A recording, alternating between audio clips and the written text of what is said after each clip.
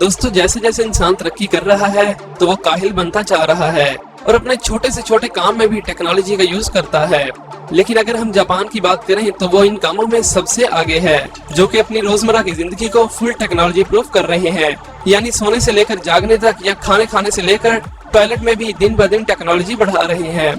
Japan को पूरी दुनिया में छोटी से छोटी चीज से लेकर हर बड़ी चीज को परफेक्ट बनाने में महारत हासिल है।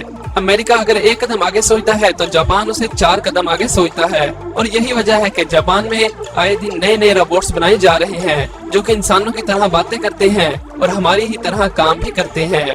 जापान के लोग काफी हार्डवर्किंग और टैलेंटेड भी होते हैं, और हैरानकुन बात यह है कि जापान में जाते ही आपको ऐसा लगेगा कि जैसे आप एक टाइम मशीन में बैठकर 1000 साल आगे पहुंच गए हो। तो आइए देखते हैं जापान में पाई जाने वाली कुछ अजीब और अनोखी चीजों के बारे में जो कि आपने पहले नहीं देखी।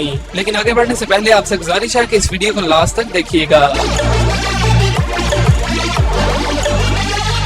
दोस्तों, आपने नोट किया होगा जैसा कि अब सर्दियां चल रही हैं तो हमारे घर का फर्श भी काफी ठंडा हो जाता है, जिसकी वजह से हम नंगे पांव भी नहीं चल सकते और सॉक्स का यूज करते हैं। मगर जिन रूम्स में जमीन पर कारपेट बिछा होता है तो वो काफी कंफर्टेबल होता है, कमरे की खूबसूरती भी बढ़ती है और फर्श भी ठंडा नहीं होता। लेकिन मुश्किल तब पेश आती है कि जब इस कारपेट को धोना पड़ता है, क्योंकि कई महीनों तक जमीन पर पड़ा रहने की वजह से उस पर धूल, मिट्टी और दाग धब्बे वगैरह पड़ जाते हैं, जिसे धोने से भी दाग धब्बे नहीं जाते। लेकिन जापान ने एक ऐसा कारपेट बनाया है कि जो बिल्कुल ही अलग है, क्योंकि ये बिजली पर चलता है। यानी ये एक इलेक्ट्रॉनिक कारपेट है जो कि बिजली पर गर्म होता है और सर्दियों के लिए एक खास तोहफा है। इलेक्ट्रिकली हीटेड होने की वजह से ये हमें गर्म रखता है, और यहाँ तक कि इसकी गर्मी को 110 डिग्री पर भी एडजस्ट किया जा सकता है। यहाँ मजे की बात यह है कि ये कारपेट वाटर प्रूफ है, और अगर इस पर कोई भी खाने की चीज गिर जाए या दाग धब्बे पड़ जाए तो टेंशन लेने की कोई जरूरत नहीं, क्योंकि ये दाग धब्बे पानी के साथ आसानी से साफ हो जाते हैं।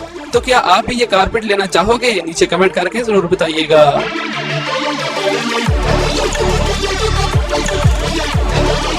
दोस्तों, हम एक जगह से दूसरी जगह जाने के लिए कई तरह की ट्रांसपोर्ट का यूज करते हैं, जिनमें कार, बस, ट्रेन या जहाज वगैरह। लेकिन जापान में चलने वाली ट्रेन काफी एडवांस लेवल की होती हैं, जो कि वक्त से 1 मिनट भी लेट नहीं होती, और इन ट्रेन में सफर काफी कंफर्टेबल भी होता है।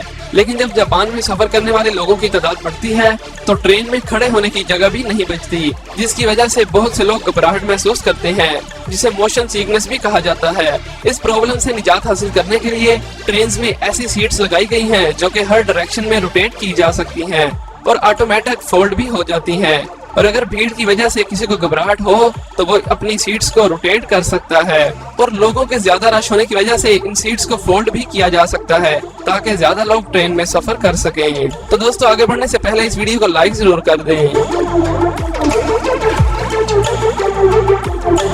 दोस्तों, आप वेंडिंग मशीन के बारे में तो जानते ही होंगे, जिसमें पैसे डालने के बाद हम मशीन में पड़ी कोई भी चीज खरीद सकते हैं। हमारे मुल्क में आमतौर पर ये वेंडिंग मशीन सिर्फ एयरपोर्ट्स वगैरह पर ही देखने को मिलती है, जिसमें सिर्फ कोल्ड ड्रिंक्स, चॉकलेट या चिप्स वगैरह ही रखी होती हैं। मगर दुनिया में सबसे ज्यादा वेंडिंग मशीन का इस्तेमाल जापान में किया जाता है, जिससे आप रोजमर्रा जिंदगी की हर चीज खरीद सकते हैं, यानी मेकअप से लेकर कपड़ों तक, और खाने से लेकर सब्जी भी, और यहाँ तक के इन वेंडिंग मशीन से आप क्रेप भी खरीद सकते हो, जो कि जापान में काफी शौक से खाया जाता है। जापान में तो ये वेंडिंग मशीन ATM मशीन से भी ज्यादा आम है, क्योंकि इन्हें शहर के मुख्तलिफ हिस्सों पर खुले आम सड़कों पर रखा गया है, ताकि आपको कोई चीज खरीदने के लिए मार्केट ना जाना पड़े और आपका टाइम भी जाया ना हो। और एक अंदाजे के मुताबिक जापान में इस वक्त 5.5 मिलियन से भी ज्यादा वेंडिंग मशीन काम कर रही हैं, यानी हर 23 लोगों के लिए एक वेंडिंग मशीन। और इसी बात से ही आप अंदाजा लगा सकते हैं कि जापान में कितना ज्यादा वेंडिंग मशीन का इस्तेमाल किया जाता है।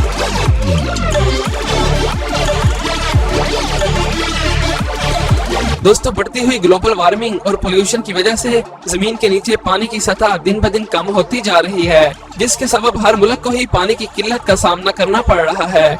और खास तौर पर गर्मियों के मौसम में तो नहाने के लिए भी पानी कम पड़ जाता है और हमें बहुत सी मुश्किलात का भी सामना करना पड़ता है।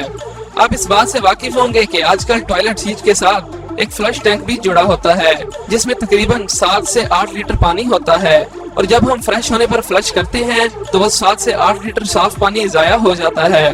जो कि पानी का एक बहुत ही सीरियस इश्यू है। लेकिन जापानियों ने इसका हल भी ढूंढ लिया और एक ऐसी टॉयलेट सीट बनाई कि जिसमें पहले से यूज किए हुए पानी का दोबारा इस्तेमाल हो सके, क्योंकि इन टॉयलेट सीट पर मौजूद टैंक को एक सिंक के साथ जोड़ा गया है और जब हम हाथ वगैरह धोते हैं तो हमारा इस्तेमाल शुदा पानी सीधा इस टैंक में जमा हो जाता है, जिससे ये पानी फ्लश करने के लिए दोबारा इस्तेमाल हो सके।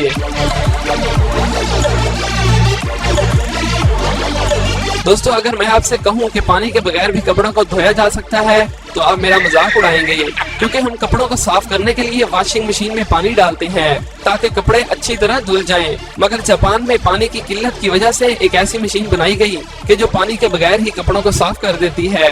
गंदे कपड़ों को साफ करने और बैक्टीरिया को मारने के लिए इसमें खास किस्म के केमिकल्स मौजूद होते हैं जो कि कपड़ों को बगैर पानी के ही मुकम्मल तौर पर साफ कर देते हैं और इससे पानी जाया होने से भी बच जाता है।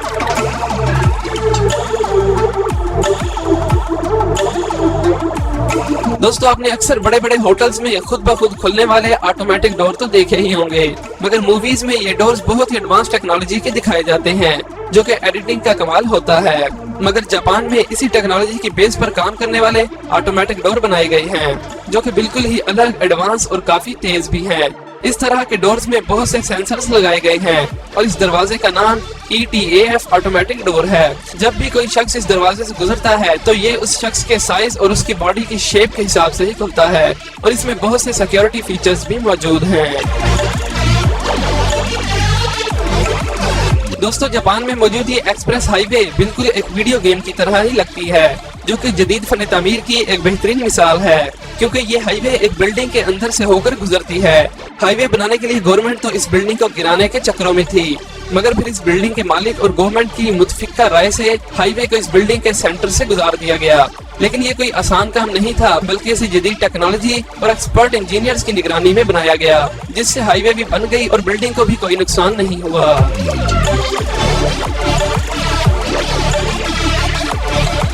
दोस्तों, जिन लोगों ने अपने घरों में जानवर रखे होते हैं वो उन्हें अपनी फैमिली का हिस्सा ही समझते हैं, मगर बाहर के मुल्कों में लोगों का कुत्तों के साथ अलग ही रिलेशन होता है, क्योंकि अक्सर वो उन्हें कपड़े, जूते, चेन्स, कैप्स और बहुत सी दूसरी चीजें भी पहनाते रहते हैं।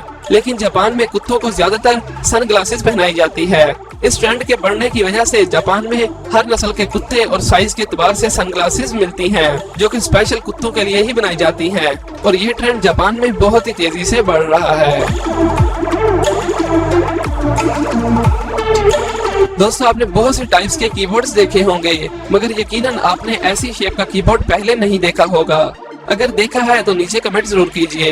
ये कीबोर्ड जापान में बनाए गए हैं, जो कि दिखने पर बिल्कुल ड्रम सेट जैसा दिखाई देता है और इसे गूगल इनपुट डेवलपमेंट टीम ने बनाया है और उनके मुताबिक ये आम कीबोर्ड से ज्यादा कंफर्टेबल और फास्ट है, मगर दिखने पर यह काफी कॉम्प्लिकेटेड भी लगता है और इसे ड्रम सेट की तरह भी इस्तेमाल किया जा सकता है और अभी तक ऐसे कीबोर्ड सिर्फ जापान में ही पाए जाते हैं, लेकिन जल्द ही ऐसे कीबोर्ड्स आपको पूरी दुनिया में ही देखने को मिलेंगे। उम्मीद है कि आपको ये वीडियो पसंद आई होगी। रोजाना ऐसे इंटरेस्टिंग वीडियोस देखने के लिए हमारे चैनल को सब्सक्राइब करें और साथ मौजूद बेल आइकन को भी दबा दें। Thanks for watching.